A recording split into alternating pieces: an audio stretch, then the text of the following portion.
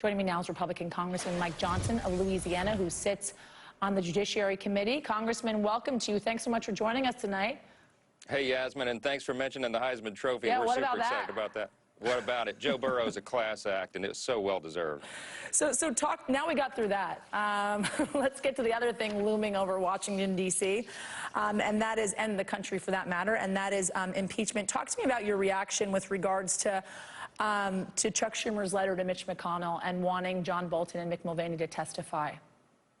Well, look, the president has mentioned early on that he really wanted a trial. He wants the opportunity to present his side of the case that hasn't been allowed to this point. You know, I serve on the House Judiciary Committee. We had 14 hours of a hearing on the supposed merits of this case, and it was all engineered before it got to the House Judiciary. The president never got to put on Republican witnesses. Only 3 of 9 were accepted, and he never really got his side of the case out there. So I understand his kind of sense of urgency about doing that. He did say he would submit to the will of the Senate, and I guess ultimately that's what he has to do. So we'll see how it plays out. If it's a short trial, if it's a long trial, I think the administration is ready for anything. So, but what do you think needs to happen? Do you think Mitch McConnell should entertain this letter and have Mick Mulvaney and John Bolton testify during the Senate trial?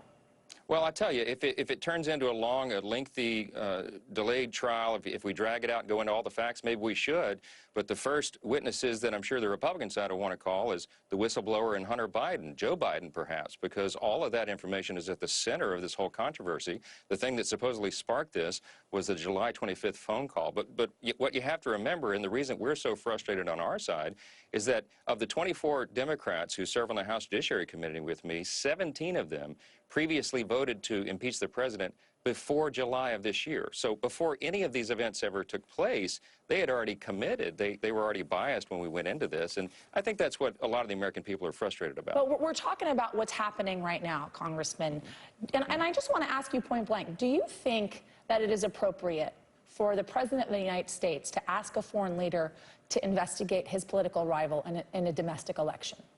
Look, I reject the premise of it. What happened here, and when we look at the evidentiary record, and we did for 14 hours last week in Judiciary, there's 4 specific facts that stand out. Number one, President Trump and President Zelensky both said that there was no pressure exerted whatsoever, that Ukraine didn't even know that the military aid was being delayed. There never was an investigation that ever begun in Ukraine, and they still got the aid. They got the meeting that they requested with the White House. So this is just a custom that the president and all presidents before him have been engaged in. They have frank conversations with other heads of state. When we're sending the precious treasure of American taxpayers overseas to be spent in foreign lands, we want to know that there's accountability. You read that readout of that phone call on July 25th. You heard the president ask President Zelensky to look into Joe Biden and Hunter Biden, his political rival here in the United States. You saw that.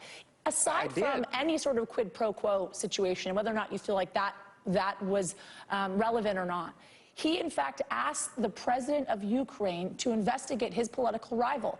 That in and of itself alone, is that appropriate?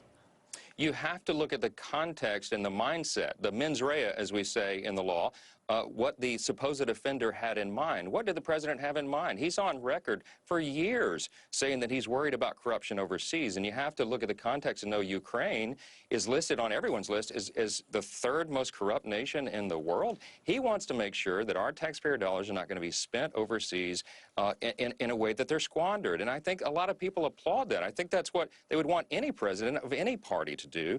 That's what Donald Trump did here. He has a long record of being concerned about corruption overseas. He's been tweeting about it for years. He's been talking about it since before he ran for president. So there's nothing surprising about that. In fact, it's entirely consistent with his values and putting America first. That's what he campaigned on. So let's go with that for a moment, this narrative that you just talked about, the fact that the president is concerned about corruption in Ukraine. Why not address it in the phone call? Why not talk about corruption in the phone call? Why not use the word corruption in the phone call? It wasn't mentioned once in that phone call.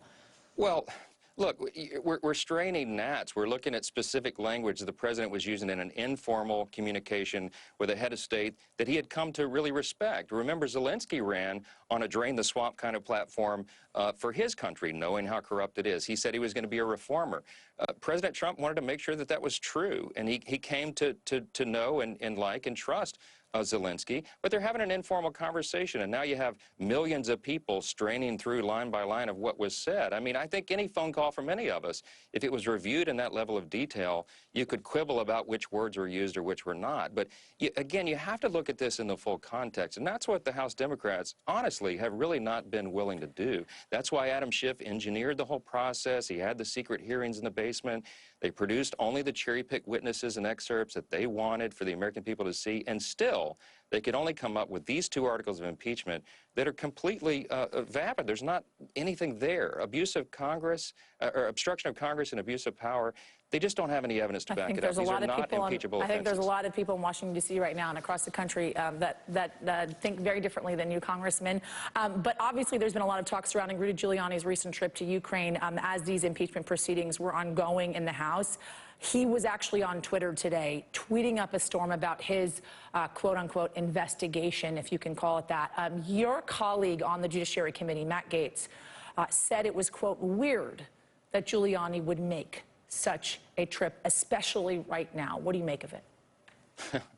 Matt's a good friend of mine. He speaks frankly, and I do too. Look, I'm not sure what Rudy is doing over there. Mr. Giuliani's a private citizen. He has the right to travel and do whatever he wants.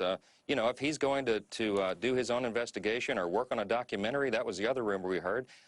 I don't know. I don't have any control over his actions. What I'm focused on is this impeachment proceeding and our duty as members of Congress to follow the Constitution. And there are high standards here. There's a reason that only 3 presidents have gone through this before. It's supposed to be an exceedingly rare thing, and this is really important, Yasmin. What the founders warned us against was a single-party impeachment, because they knew that it would divide the country, perhaps irreparably, because if you weaponize impeachment proceedings, it opens a Pandora's box for the future of the country, and I'm deeply concerned about that. So, going with that, don't you think that would be a case to have a Senate trial that has testimony involved, that is a lengthy Senate trial that looks at turns over every rock in this process? Look, there's a lot of conservatives, because you have Mitch McConnell, you have Lindsey Graham over the weekend in Doha, Qatar, basically saying they want this thing wrapped up quick. They want no testimony from anybody. They don't even want to entertain anything. Well, yeah, to be real honest, I have two kind of schools of thought on that. One, I'd like to see a lengthy trial. I really would. But on the other hand, because I would have just said a moment ago about the deep division that we're really pushing in this country, you drag that out, you belabor the point when everybody already knows the outcome. I don't know if that's healthy for the country, and I don't know if it's good for us going forward. At the end of the day, we have a republic to maintain here, and we've got to get along. And I think the further we drag these things out, maybe the worse it is for all of us. What about that Joe Burrow, huh? How about Joe Burrow? Really, a class act, well-deserved. You know, he's a great kid. Thank you so much. When we come back.